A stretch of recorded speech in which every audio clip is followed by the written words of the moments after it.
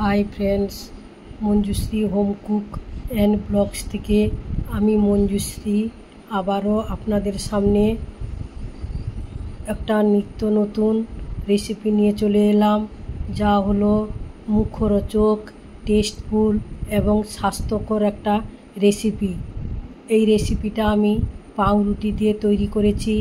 আপনারা দেখলে বুঝতে পারবেন আমি এখানে কিভাবে কি উপকরণ দিয়ে এই নাস্তা রেসিপিটা তৈরি করলাম। এখানে আমি একটা বাটির 1 বাটি সুজি নিলাম। সুজিটাকে মিক্সার গ্রাইন্ডারে গ্রেট করে নিব। শুকনো অবস্থায় গ্রেট করতে হবে। দেখুন বন্ধুরা, এইভাবে আমি গ্রেট করে নিয়েছি। এবার একটা বাটিতে গ্রেট করা সুজিগুলো ঢেলে নিলাম। আর এরই সঙ্গে কি সবজি দিব তা আপনাদের সঙ্গে দেখাচ্ছি।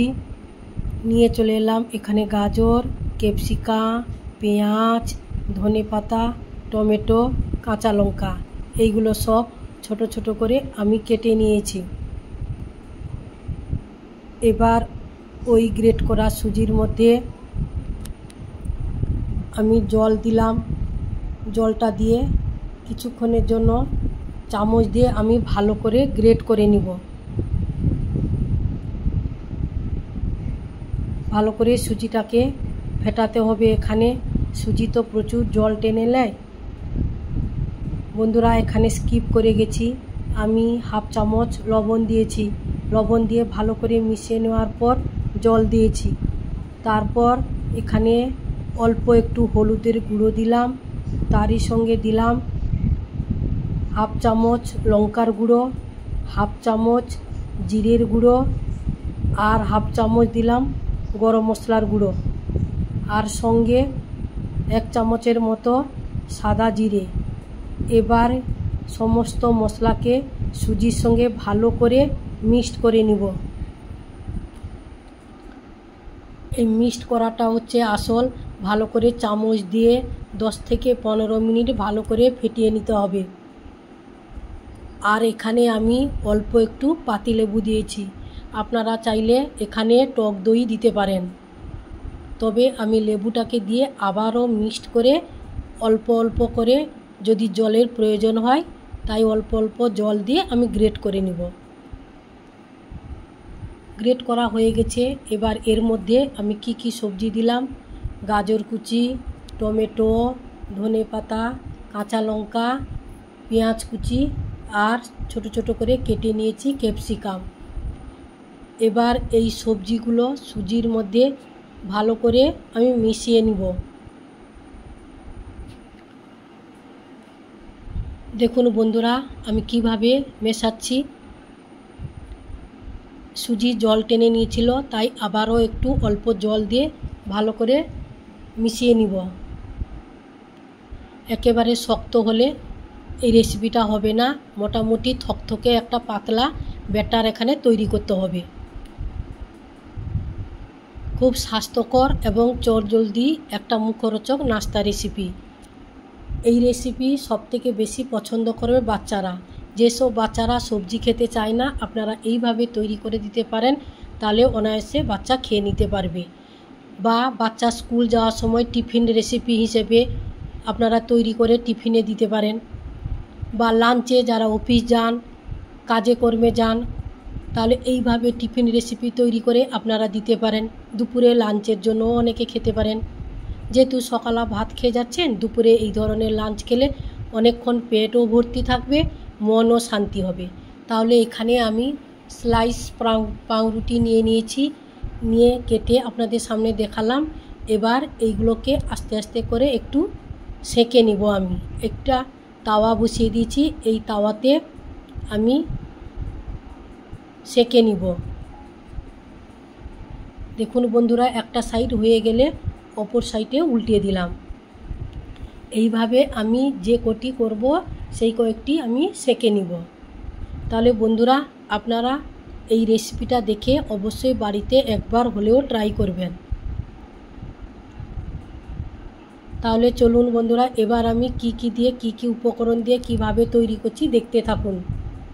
আর আজকের রেসিপিটা আপনারা দেখে একটা কমেন্ট বক্সে কমেন্ট করবেন যে আজকের আমার নাস্তার রেসিপিটা কেমন হয়েছে। এখানে পাউরুটিগুলো আমার সেঁকা হয়ে গেছে। এবার এই ব্যাটারটাও 10 মিনিট পরে আমি ঢাকনা খুলে নিয়েছি। এবার এইভাবে হয়ে গেছে। একটা থালার মধ্যে পাউরুটির উপরে আমি এই সুজির ব্যাটারটা লাগিয়ে নিচ্ছি। বলতে সুজির সবজি দিয়ে যে ব্যাটারটা তৈরি করে রেখেছিলাম ওইটা একটা চামচ দিয়ে আস্তে আস্তে করে চারধার থেকে আমি লাগিয়ে নিচ্ছি। অবশ্যই আপনারা বাড়িতে একবার হলেও ট্রাই করবেন। এই আস্তে আস্তে করে চারধার থেকে একটা ছোট চামচ দিয়ে আমি চারধারে ভালো করে একটু চামচ দিয়ে চিপে চিপে আমি লাগিয়ে নিলাম। অন্যদিকে গ্যাসের ফ্লেমে আমি একটা তাওয়া নিয়ে নিয়েছি। তাওয়াটা গরমও করে নিয়েছি। অল্প একটু তেল দিয়েছি।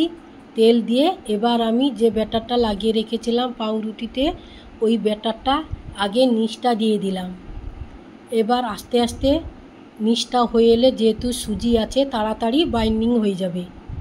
এটা উল্টানো নিচে আছে, তার উপরে আবার এই ব্যাটারটা অন্য সাইডে আমি লাগিয়ে নিলাম। এটাকেও আস্তে আস্তে করে এইভাবে চারধারে আমি সুজির ব্যাটারটা সবজি দিয়ে তৈরি ওটা লাগিয়ে নিব।